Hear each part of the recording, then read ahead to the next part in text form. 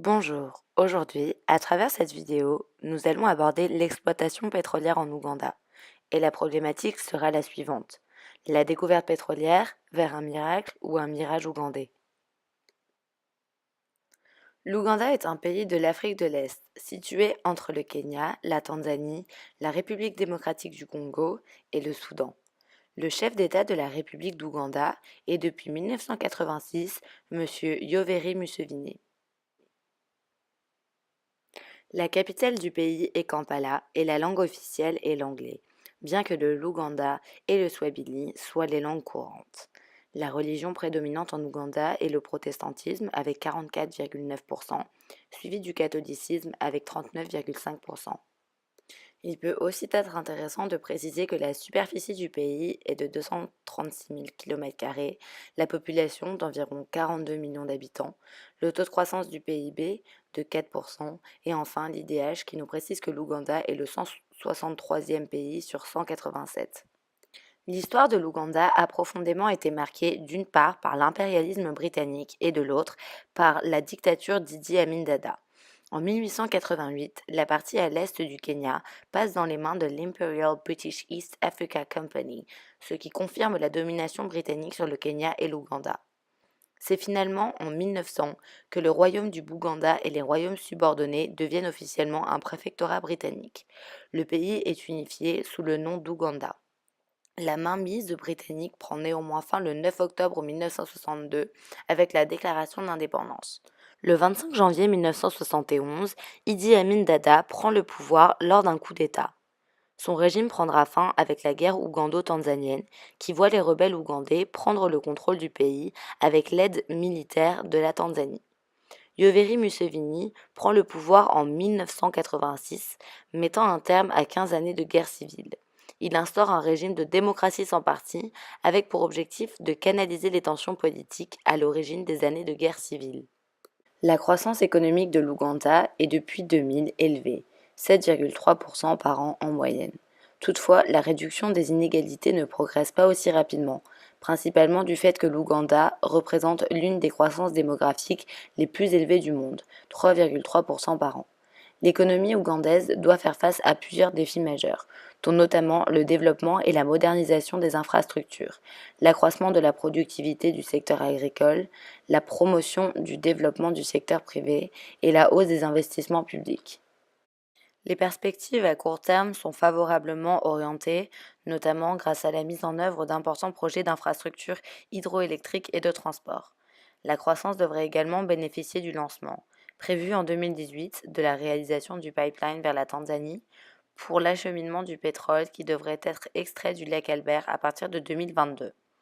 Le dynamisme de la demande intérieure et le risque du Dutch disease avec l'exploitation de pétrole pourraient contribuer à la poursuite de tensions inflationnistes.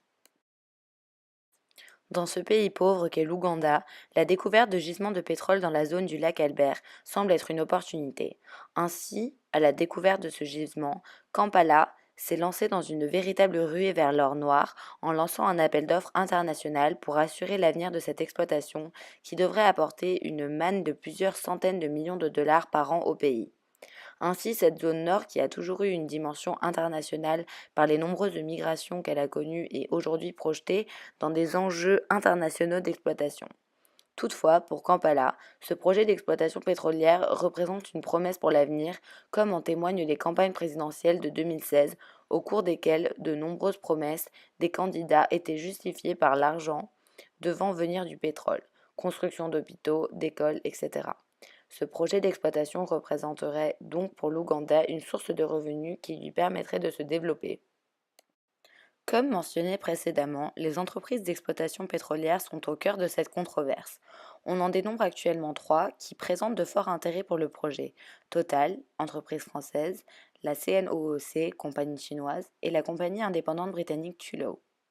Cependant, bien que ces trois entreprises partagent un objectif commun, à savoir exploiter les ressources pétrolières ougandaises pour leur compte personnel afin de créer des bénéfices pour leurs entreprises, elles ne se positionnent pas toutes de la même façon.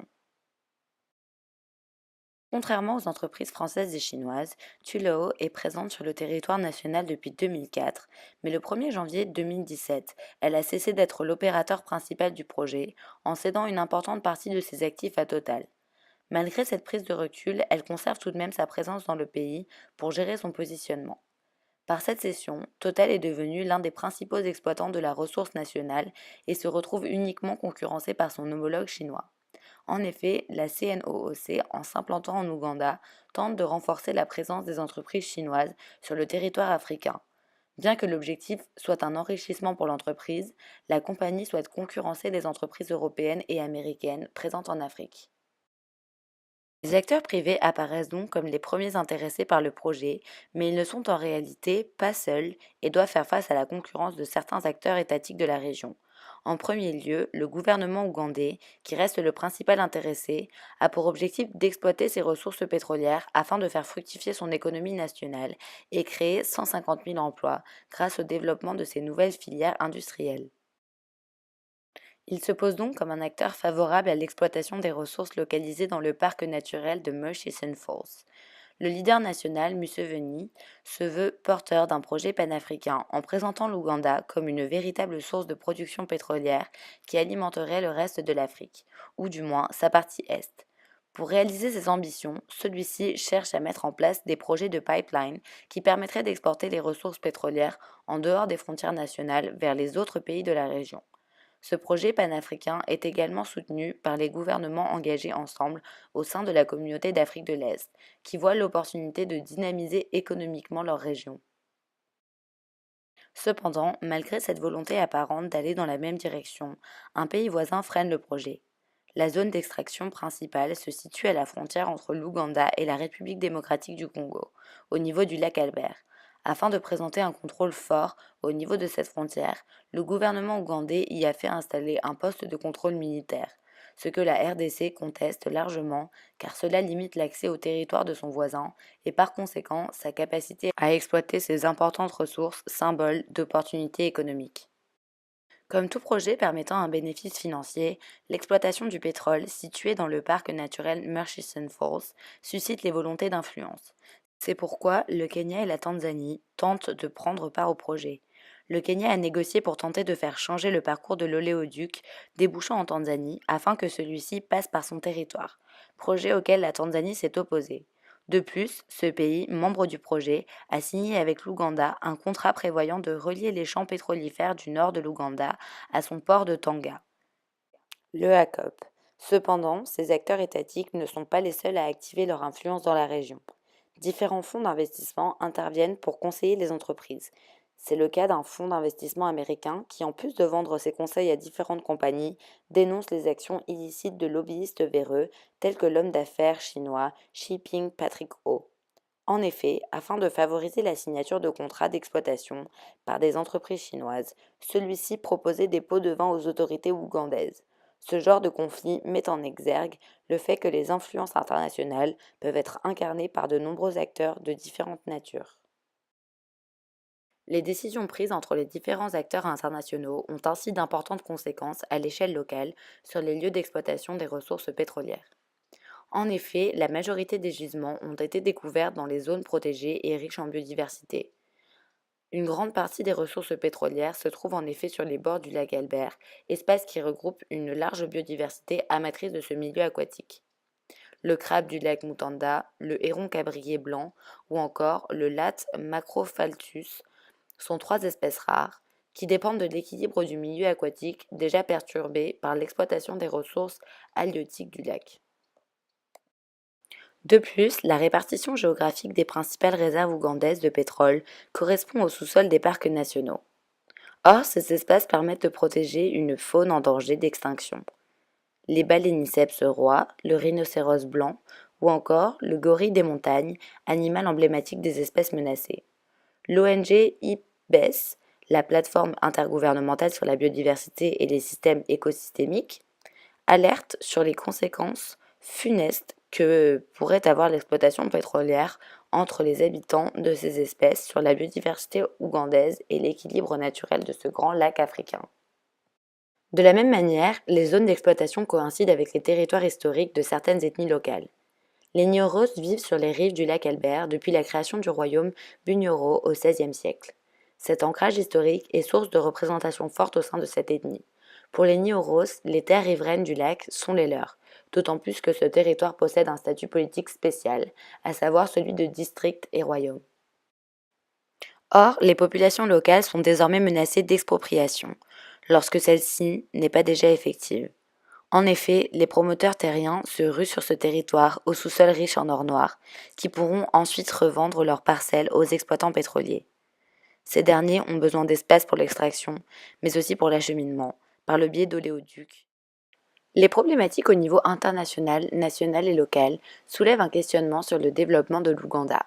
Quant à qui profite vraiment ce projet d'exploitation pétrolière? En effet, l'exploitation des ressources en Afrique a historiquement été assimilée à un pillage colonial. À titre d'exemple, le voisin congolais est sur le papier immensément riche, grâce à ses ressources minières, mais peine à se développer car ces dernières sont captées par des intérêts privés étrangers.